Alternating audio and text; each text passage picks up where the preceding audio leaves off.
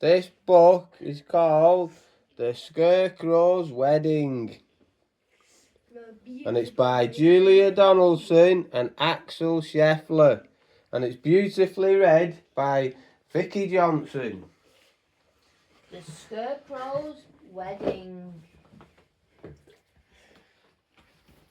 I can't wait to hear this book. Oh. Betty O'Barley and Harry O'Hay were scarecrows.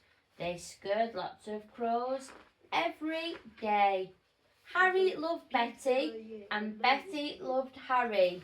So Harry said, "Betty, my beauty, let's marry. Let's have a wedding, the best wedding yet. And a wedding that no one will ever forget." Dicky Bird. Dicky Birds. Harry. And what's her name? Scarecrow. Betty agreed and they hugged and they kissed. Then Betty said, "Harry dear, let's make a list." "Just as you say," answered Harry O'Hay. So they wrote down the list, things they would need on the day. A dress of feathers, a necklace of shells, lots of pink flowers, 2 rings and some bells. Then Harry gave Betty O'Barley his arm and the Scarecrow set off on a hunt round the farm. Oh wow! They hadn't gone far when they spotted some geese. "Oh geese, if you'll give us a feather apiece, you can come to our wedding, the best wedding yet, the wedding that no one will ever forget." "We will," honked the geese, and they gave each a feather. A spider friend offered to sew them together. "Hooray!" cried the scarecrows. They hugged and they kissed, and they hurried back home and crossed dress off their list.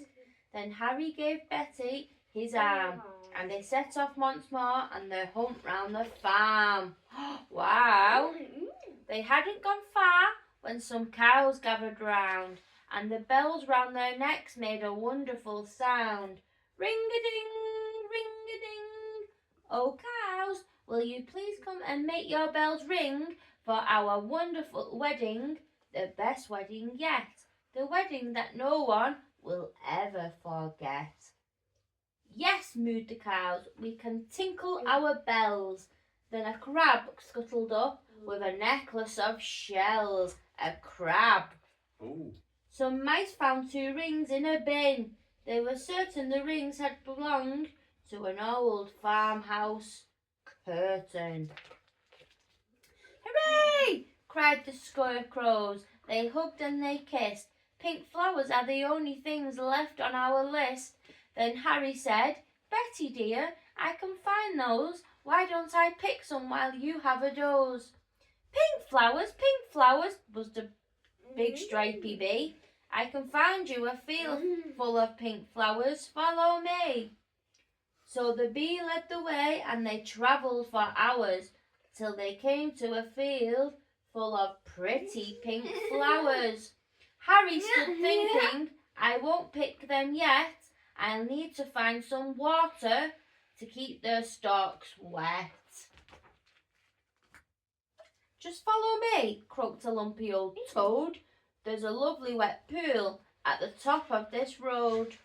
They climbed up the road. It was terribly steep. "I'm tired," said the toad, so they stopped for a sleep. Early next morning, they came to the pond. "This water," said Harry, "is beautifully cool, but now I need something to carry it in. A jug or a vase or a cup or a tin. I think I can help," said a small swirly snail. "I can show you the way to a very fine pail." So the snail and the scarecrow set off on their way, but the snail was so slow it took more than a day. Betty was worried. "What's happened to Harry? Where is the scarecrow I'm planning to marry?" The farmer came by with a frown on his face, and he made a new scarecrow to take Harry's place. "Good day," said the scarecrow. "I'm Reginald Rake. He took Betty's hand and he gave it a shake. Together he told her, "We make a fine pair. You're really quite pretty, apart from your hair." Then he jumped in the tractor and told her, "Hop in. I'm a really fast driver. Let's go for a spin." But Betty said, "No, I must wait for Harry. He is the scarecrow I'm going to marry. We're planning our wedding, the best wedding yet. The wedding that no one will ever forget." Harry, the Harry. scarecrow. Reginald laughed. "You'll be waiting forever. Forget about Harry. I bet he's not clever. I must be the cleverest scarecrow alive. I can sing lots of songs. I can dance. I can drive. I'm dashing, I'm daring, I'm cool as can be. I can even blow smoke rings. Just watch me and see."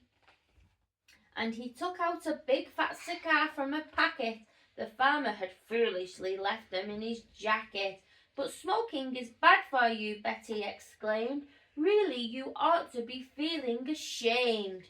"Don't be a fusspot," said Reginald Rake. "My smoke rings are staggering. Make no mistake." He struck up a light and he tried hard to smoke, but straight away started to splutter and choke. What happened next was completely unplanned. The lighted cigar stumbled out of his hand. It fell to the ground and started a fire. Betty screamed, "Help!" as the flames flickered higher. But Reginald Rake said, "I'd better be off," and he hounded away with a terrible cough. Then suddenly who should appear on the farm but Harry, oh Harry, with a pail in his arm. "Betty," cried Harry, "my own future wife." He poured on the water and saved Betty's life. Then they picked up the flowers, they hugged and they kissed, and they said, "Now let's get everything crossed off our list." So Betty O'Barley and Harry O'Hay wed one another the very next day. And everyone, even who the snail was late, said, "Don't they look happy? And don't they look great?" This they agreed, so they sprinkled confetti on a crab. Oh, Harry O'Hay and his beautiful Betty, is this the best wedding ever? The best wedding yet? The wedding that no one will ever forget. Wowee! For Ali and Chris and for Jerry and Teresa. The Scarecrow's Wedding, read by Vicky Johnson. The end. You really want little spoiled girl? That story was called The Scarecrow's Wedding, and it was beautifully read by Vicky Johnson.